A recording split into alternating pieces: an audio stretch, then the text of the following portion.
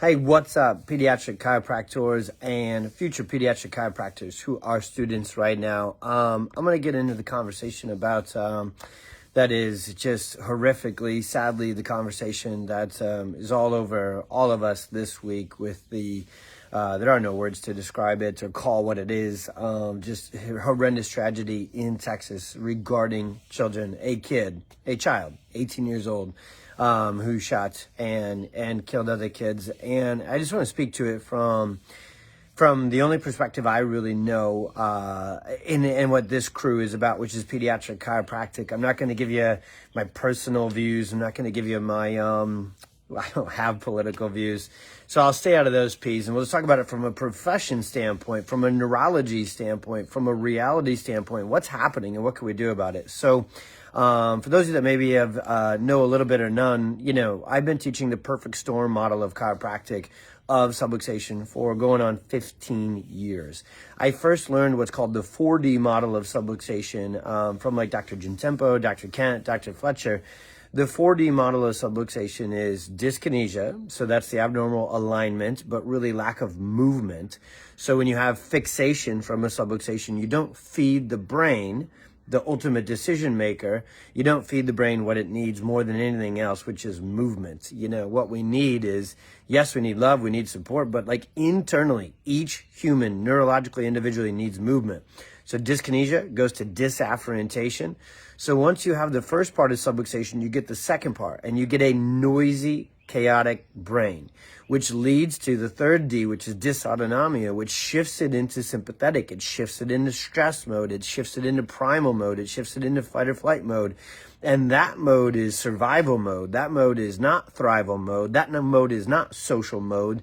That mode doesn't involve the vagus nerve. Who cares about dorsal, ventral, polyvagal? Like, literally, we overcomplicate it. We just have stressed, subluxated, sympathetic dominant, and then eventually sympathetic exhausted, now kids. If somebody grows up in this perfect storm environment, by the time they're 18, they're literally, on all these Ds, and then they go from dysautonomia to dyskinesis, which is abnormal output.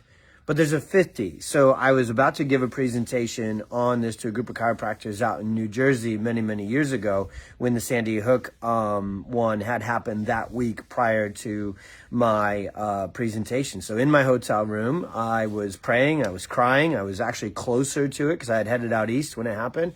And just asked God, like, okay, from our landscape, what can we even do? So we added a 50, disconnection. So that's what this is really, really, really, really about. And there isn't a single person on the news. There isn't a single politician. There isn't most people on your social media feed who will really get to the root cause of all the tragedies and all the sadness and all the sickness and all the violence in our world. But chiropractic actually could. And I know that, if you read it on first and you're all emotional and which you totally have every right to be, you just want to kind of dismiss this conversation right now. Like, that's bigger than that. It is definitely that big, but that's how big chiropractic is. See, the root cause goes all the way back to the fact that we don't support our pregnant women and our pregnant moms. And that maternal distress alters the way that the child's nervous system is going to operate forever if they never get into your hands and into your heart and into your soul and into your practice. And then birth trauma literally shifts the nervous system into this fight or flight and does all these sort of things and continues to create that pathway towards disconnection, which then, again, not the way we teach it, but for today, it's the way I'm going to teach it. After disconnection comes disassociation. It's just another way of saying disconnection from reality, from consequences, from what is right and what is wrong. And so it is actually really, really, really true that subluxation is really, really, really that bad. So you could say, okay, well, financial and medical bills cause the most amount of stress, which cause all these divorces. But can you say subluxation is a huge player in the divorce rate? You can. Can you say subluxation is a huge player in the struggle and depression and anxiety? You can. Again, I didn't map this one out, so I don't have a real smooth flowchart I'm following in my points here, but I don't have multiple points, actually. I've got one point. It all begins with subluxation. All of our health, all of our happiness, all of our connection, whether it's with ourselves or with others, has to start with us having a great, fantastic, fully functioning connection to begin with. And once that perfect storm pathway begins for a child, you know, and then they go into this environment, they go into this crazy world. It goes down these roads that we're going. Joe, I love you, man. This is our job, right, bro? You know that, and you do it better than anybody else with us. You know, we just can't spread just the messages of hope. We can't spread just the empowerment. We have to get our freaking hands on their nervous system and light it up. And we've got to get it to heal. We've got to get them to heal truly from the inside out. And then we build on the family. Then we build on their support. Then we build on that. So there's a lot of problems. That is the whole essence of the perfect storm. It ain't one thing that's causing it, but the multitude of things do lead to one thing, which is subluxation, which leads to all the things we just mapped out. So what we need to do is lead more people to our offices. Let me strike that from the record.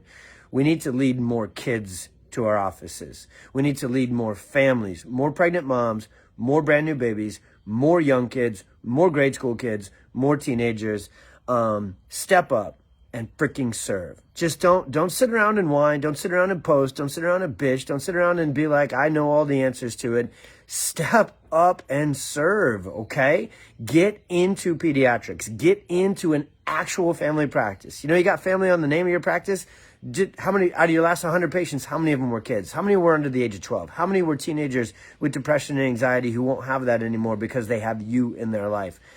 Step up and serve. It's the only thing I know how to do. I don't know. I'm not going to go into, politics. I'm not going to go into any of that sort of stuff. Just going to serve. Serve today, serve tomorrow, serve every single day. And don't limit that, man. Don't limit that potential.